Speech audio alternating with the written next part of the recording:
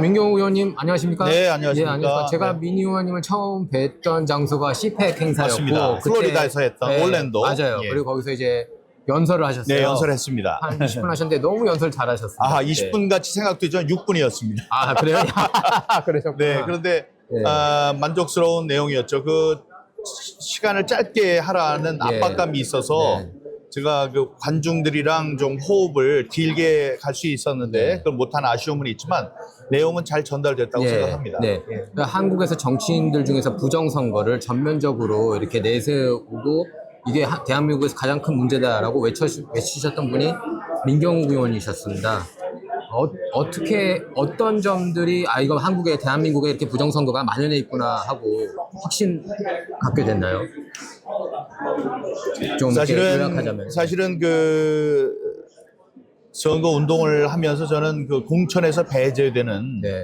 아주 그 심각한 상황에 네, 있었습니다. 그래서 알죠. 네. 다시 공천을 받긴 했지만 2주일간은 제가 정치적으로 사망 선고를 네. 받은 때가 있었어요. 네. 그때 새벽 예배를 가는 것밖에 제가 선거 운동을 하지 못하는 그런 상황이 있었습니다. 낮 동안에는 제가 공천자가 아니니까 못 가지만 네. 새벽엔 돌아다니면서 기도를 했는데 그때 기도 속에서 소명을 받았다고 저는 생각합니다. 저는 당선이 된 다음에 할 일로서 제가 제 입을 통해서 기도를 했는데 기도의 내용은 하나님 총선 뒤에 한반도에 몰아닥칠 정치적 광풍 속에서 기적을 이루는데 저를 작은 도구로 써주십시오 이랬어요. 근데 지금 들으면은 그럼 그때부터 부정선거를 알았느냐, 딱 부정선거와 관련된 네. 거니까요.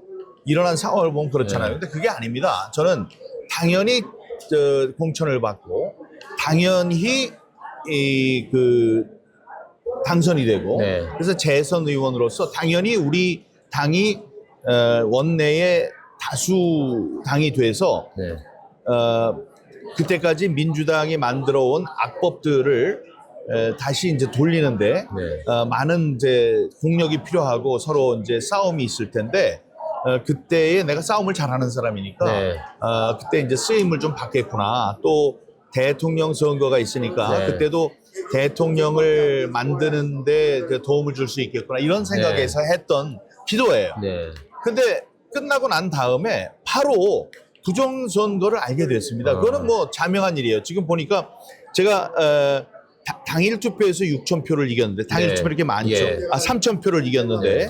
그러면 이게 작은 이 사전 투표에서는 사전 투표. 한 1,500표쯤 이기면 맞는 거거든요. 그게 이제 지금 얘기하는 당일 대세의 투표에서 법칙. 앞서면은 사전 투표에서도 앞서는 게 원래 맞는 당연하죠. 거죠, 여기서 일반적으로. 3,000표를 이겼으면 여기서 한 1,500표쯤 이겨서 4,500표 차이로 이기는 것. 그것을 기대를 했었는데 일단 졌어요. 져서 봤더니 그런 거예요. 이쪽에 3,000표를 이겼어요. 근데 여기는 어떻게 된 건가 봤더니 요만한 데서 6,000표를 졌어요. 그러니까 그때는 이상했거든요. 거의 이상할 수밖에 이상해서 없네요. 예. 이상한 거를 알 수 있는 계기도 제가 그 기자를 하면서 네. 그런 취재를 많이 했기 때문에 이거는 자연적인 수가 아니구나라는 걸 금방 알 수가 기자 촉으로 딱 맞습니다. 느낀 거죠. 기자의 촉으로 느끼고 기자의 확신이 예, 든 거예요. 예. 그래서 이제 싸우기 시작한 거죠. 그때 그 새벽에 했던 기도가 내가 나 자신에게 그러니까 주어진 소명이구나 네. 하고 그때부터 지금까지 한눈 팔지 않고 온 네. 겁니다. 그런데 이제 저라고 두려움이 없고 그랬겠습니까? 그렇죠. 국회의원을 다시 하고 싶은 뭐 생각 그런 거 뭐 많지는 않았지만 그런 것도 또 좀 있었겠죠. 그러나 그렇게 되면은 가장 무서운 게 프레임이거든요. 네. 선거 결과에 불복하는 선거 불복 네. 프레임이 정치인들에게 굉장히 무서운 네. 거예요. 그러나 이 부정선거는 만국의 병이다. 좌우의 문제가 아니다. 그리고 너무나 심각하고 너무나 자명한 현상이라는 걸 알았기 때문에 네. 지금까지 싸워온 겁니다. 예, 국힘당 내에서도 압력이 컸다고 들었거든요. 그렇죠. 더 이상 이제 부정선거 얘기하지 마라. 네. 그 과정들에 대해서 좀 네. 설명 좀 해주세요. 아니 이제 바로 이제 이런 문제를 제기하면 부정선거의 가장 큰 피해자는 당이 되는 겁니다. 네. 물론 개개인의 후보들도 있지만 전체적으로 보면 당이 많은 사람들을 빼앗겼으니까요. 그런데 그 당에서 제가 부정선거를 한다는 이유로 저를 당협위원장에 잘라냈습니다. 그때 이제 그 뭐 이준석 이준석.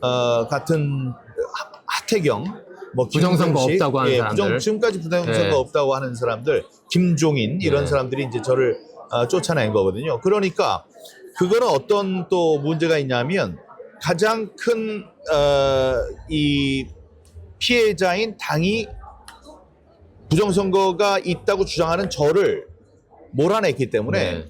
언론에선 쓸 수가 없는 거예요. 생각해 보세요.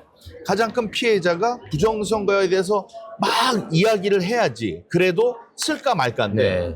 아니 한 사람이 부정선거가 있다고 막 그랬는데 쫓아냈어요. 그러니까 당에서 피해가 없었다는 얘기가 네. 되니까 그러니까 이제 저를 좀 이상한 사람들이 보게 되는 네. 하게 됐고 그 이후에 이제 공천에서 자꾸 예. 배제가 되고 그런 것도 있게 됐죠. 네. 다음에 이 문재인 정부가 저를 그 부정선거를 주장한다는 이유 때문에 모두 8개의 재판에 넘겼습니다. 네. 8개 재판을 넘겨서 지금 5년째 하고 있는 심정이 네. 어떻겠어요? 그거.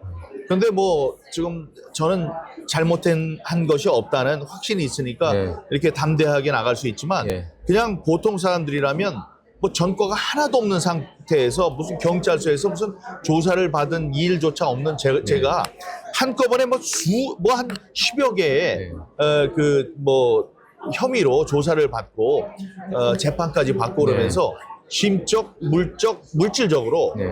굉장히 힘든 일이 많았죠. 그래서 친구들도 떨어지고 가족 구성원들 간에도 갈등이 있었고요. 좀 다음에 그만 그렇죠. 얘기해라 막 이런 식으로. 그렇죠. 그런 거죠. 그리고 일단 벌이가 없으니까 벌이가 없는데 감사한 거는 이제 아내가 저 직업이 있는 사람이라서 제가 이렇게 싸울 수 있는 그 바탕이 된 것 네. 같아요. 그러나 가족들의 마음은 많이 힘들었을 겁니다. 예. 그런데 요즘에 세상에서 이 아빠가 혹은 남편이 그 5년 동안 네. 줄기차게 싸워왔던 이 부정선거라는 것에 대해서 대통령까지 예. 나서서 싸우는 걸 보고 이게 세상 사람들이 볼 때는 실제로 있었던 네. 일이구나 이런 생각을 하게 되는 계기가 됐으니까 가족들의 마음은 좀 치유가 되는 것 같습니다. 그러나 아직도 그 뭐 제 주위에 있는 사람들, 친구들 이런 사람들은 저를 이상하게 보는 사람들도 많을 겁니다. 그러니까 이제 그거예요. 처음에 시작할 때 부정선거 싸움 때문에 사람들이 나를 조롱할 것이다라는 건 처음부터 그거는 알았어요. 처음부터 각오하고. 그냥 마음을 각오를 하고 있었고 그래서 그냥 덤덤하게 잘 예. 왔는데 그 과정이 행복하지는 않았습니다. 예. 근데 그 당시부터 민희 의원님이 한국에 부정선거 만연한다고 할 때 언론에서는 안 다뤘어도 제가 만난 보수 진영 분들은 입만 열면 부정선거를 얘기를 많이 하셨어요. 그때부터. 그거는 원 기자님께서 부정선거에 대해서 관심이 있다고 하는 네. 그런 분이시니까 네. 뒤에 있는 분들이 얘기를 할 수 있었던 거예요. 안 그렇다면 피하고 얘기도 못했을 네, 겁니다. 네. 저 뭐 기자님도 그걸로- 4년 예. 동안 5년 동안 고생하셨습니다. 예, 저도 감사합니다. 예, 저도 탄압 엄청 당했죠. 특히 유튜브가 바로 그냥 스트라이크를 매겼어요. 그랬죠, 부정선거 그랬죠. 하면서 그다음에 예. 구독자 못 늘게. 지금까지도 그래서 수익 금지. 저도 상태로 그렇습니다. 지금 되고 있는데 아주 동병상련이네요. 네네네.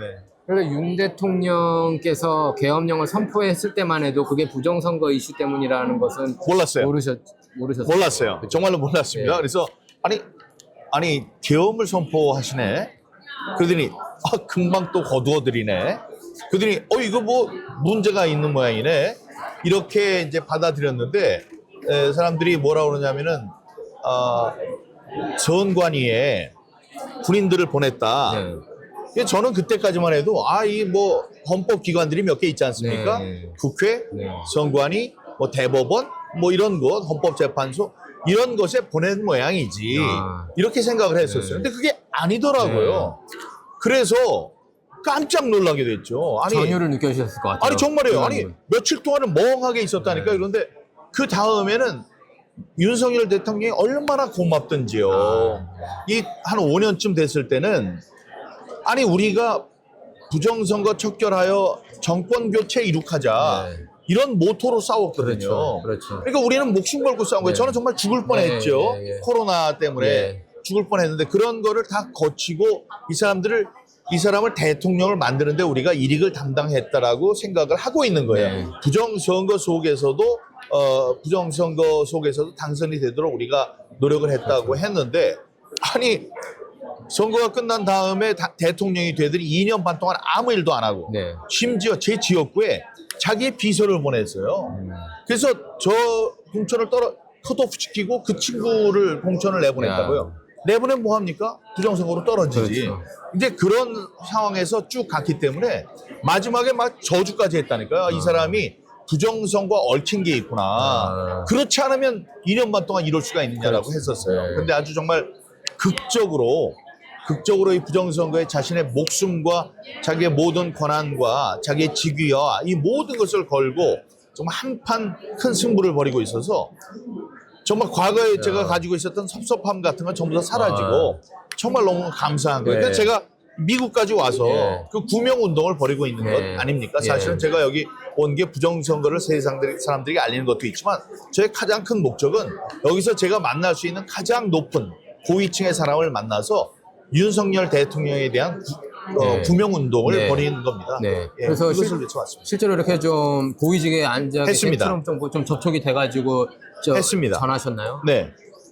그저께 밤에 공식 만찬이 있었습니다. 그 만찬이 있었는데 그 자리에 가서 이제 질문 형식을 빌어서 이야기를 했죠. 나는 한국에서 온 정치인이다. 한국에서 온 민경욱인데 국회의원도 했고 그다음에 대통령 대변인도 했다. 4년 전에 내가 부정선거에 의해서 떨어진 희생자로서 그거를 미국에 와서 미국 사람들이나 트럼프에게 알리려고 노력을 했었다. 심지어 조심해라. 안 그러면 너희들이 다음번 부정선거의 희생자가 될 것이다 라고 얘기까지 했다. 근데 그때는 트럼프 대통령이 나의 경고를 받아들일 준비가 돼 있지 않았었다. 그런데 지금은 부정선거를 딛고 다시 대통령이 됐고 와신 상담 속에 부정선거가 어떤 것인지 잘 알고 한때 그는 내가 세상에서 부정선거를 제일 많이 잘하는 사람이다라고 얘기까지 했다. 근데 세상에서 제일 부정선거를 많이 하는 사람 저고요. 두 번째로 많이 하는 사람. 트럼프는 이제 두 번째로 하는 그다음에 윤석열 대통령이 3위입니까? 예, 그런데 그런 분이 이제 알게 됐는데 2달 전, 석 달 전에 대한민국에서 윤석열 대통령이 다만 이 한 가지 목표로 부정선거를 대한민국에서 몰아내겠다는 일념으로 비상계엄을 선포를 했고 그 이후로 구속돼서 지금 영어에 몸이 돼 있고 탄핵 위기에 몰렸다. 어려울 때 친구가 친구다. 다 부정선거를 위해서 싸웠다는 이 자유세계 그 우방으로서의 공통점이 있으니 거기 마이클 배넌, 스티브 배넌 씨가 됐든 미국이 됐든 미국인들이 됐든 아니면 트럼프 대통령이 됐든 친구로서 이 윤석열 대통령을 지금의 그 질곡 위기에서 좀 구원해 줘라 그런 이제 부탁을 했고요. 스티브 배넌 얘기는 자기는 트럼프 대통령이 이 상황에 대해서 알고 있고 준비가 됐을 때 필요한 조치를 반드시 할 것으로 믿고 있다라는 얘기를 했습니다. 그리고 매출랩까지 가세를 해서 매출랩은 이제 대통령을 구속되기 전에 극비리에 방문해서 만난 탄핵 직후 그러나 이제 구속 직전 이제 만난 때에 나눴던 이야기를 좀 해줬습니다. 그때 이제 심각한 상황에 대한 귀중한 이야기가 있는데 오프 더 레코드라고 하니까 제가 이제 거기에 대한 이야기는 하지 못하지만 이 대통령께서 부정선거의 그 실체를 어떻게 보고 계시고 그 원인이 어디에서 나타났다고 보시는지를 표현한 그런 내용이었습니다. 그래서 그랬고 다음에 이제 뭐 프레드 플라이츠도 있고요. 오늘 스티브 예이츠도 있고 그런 분들에게 이제 부정선거 또 부정선거를 주장하며 계엄을 선포한 윤 대통령. 윤 대통령이 다시 제자리로 돌아와야 하는 그런 이유 같은 것을 좀 간절하게 이야기를 하면서 도움을 청하고 있습니다. 결국은 트럼프 대통령의 귀에 들어가야 하는 거죠. 그렇죠. 그런데 가까운 사람 이제 스티브 배넌이라는 얘기를 이제 듣게 됐고요. 그분에 대해서 이야기를 했으니 어떻게 해서든지 이제 그분의 귀에 대한민국의 상황이 잘 전달되기를 바랍니다. 잠시 전에 끝났던 우리 그 KCPEC 네, 부정선거 이슈. 예, 네. 주제로 한 부정선거 이슈에 고든 창, 뭐 그랜 뉴섬 등등 네. 탕 네. 대사님 네. 비롯해서 많은 분들이 얘기를 하셨는데 저는 그분들이 5년 전부터 부정선거를 계속 이렇게 따라온 면은 있지만 그렇게 정확하고 이 논리적으로 완벽하게 부정선거를 꿰고 있다는 사실을 네. 발견하게 된 건 굉장히 놀라운 일입니다. 예. 이런 분들의 이야기는 미국 내에서는 이 미국의 언어로 영어로 이야기하는 그런 사람들의 이야기를 들어서 신뢰감이 높아지지만 네. 또 우리 한국인들이 볼 때는 외국인들조차 이렇게 네. 이 사실에 대해서 정확하게 꿰고 있다. 그 문제의 심각성을 알고 있다. 이런 것이 큰 자극이 될 것 네. 같습니다. 그래서 이게 빠른 시일 안에 잘 정리된 자막과 예. 함께 대한민국 국민들에게 전해지길 바랍니다. 저기 민 의원님이 계속해서 이렇게 부정선거 이슈를 다뤘는데 윤 대통령하고 몇 번 그래도 교감이 있지 없었습니다. 않았을까 하는데 네, 전혀 없었어요. 없었나요? 거기에 그게- 대해서도 좀 놀랐을 것 같고 어떻게 예. 그래도 민 의원 너 의심받을까봐 그랬을 수도 있었겠고 아니요, 굉장히 그게- 동태를 좀 조심히 하신 것도 있는 것 같아요. 잘 모르겠어요. 네. 그러나 이제 사람들이 부정선거를 이제 시끄럽게 떠들었던 저의 입장이니까 어떻게 사전 교감이 있지 네. 않았냐는데 전혀 없었습니다. 심지어 이 대통령이 된 이후에 2년 반 동안 시민사회수석이 부정선거와 관련된 시민단체의 장들을 모아서 네. 몇 번의 간담회를 했었어요. 네. 거기조차 저를 부르질 않았어요. 아, 그래서 참 신기한 사람들이다. 근데 이런 건 있어요. 시민사회 수석이라는 사람이 제가 옛날 청와대에 있을 때 데리고 있던 행정관이었거든요. 예. 그러니까 이제 좀 어려우니까 네. 나는 안 불렀구나 이런 그렇죠. 생각을 의원님 하지만 그러면은 바로 이렇게 화제가 될 수 있어요. 예, 그러나 이제 스포트라이트를 받으니까. 예, 이제 그랬을 것 같고 다음에 이제 뭐 성격이나 말을 하는 저의 스타일상 네. 좀 뭐 감당하기 어렵다 이렇게 생각할 수도 예. 있었겠죠. 그러나 그런 상황이 있었을 만큼 부정선거와 관련해서 저와의 교감은 없었습니다. 혹시 모르죠. 제가 만든 모든 유튜브 그건 동영상들이 부정선거와 관련된 직접적인 얘기니까 그건 봤을 수 있겠다 이런 생각이 듭니다. 자, 그래서 윤 대통령이 지금 어쨌든 정치적으로 굉장히 어려운 상황에 있고 체포되고 이제 그 헌법재판소 판결 기다리고 있는데요. 이제 3월 초 내지 뭐 중순에 나올 거다 이런 얘기가 있는데 아까 제가 그냥 오프 더 레코드로 물어봤는데 온 더 레코드로 하겠다 말씀하셨는데 네네네네. 어떻게 전망하십니까? 저는 대통령이 다시 복귀하실 걸로 봅니다. 그래요? 네. 지금 많은 분들이 이 상황을 제대로 꿰지 못하고 있다고 생각해요. 네. 그래서 다시 이제 복귀하는 게 어렵다. 그리고 탄핵이 인용될 것으로 미리 포기하는 분들이 계신데 그렇지 않을 것으로 뭐 기도하는 마음도 있지만 저는 사실관계를 따져봐도 그렇게 되지 않을 것이라고 봅니다. 이 이유는 학습 효과 때문이에요. 학습 효과. 학습 효과가 국민들의 학습 효과가 있습니다. 지난번에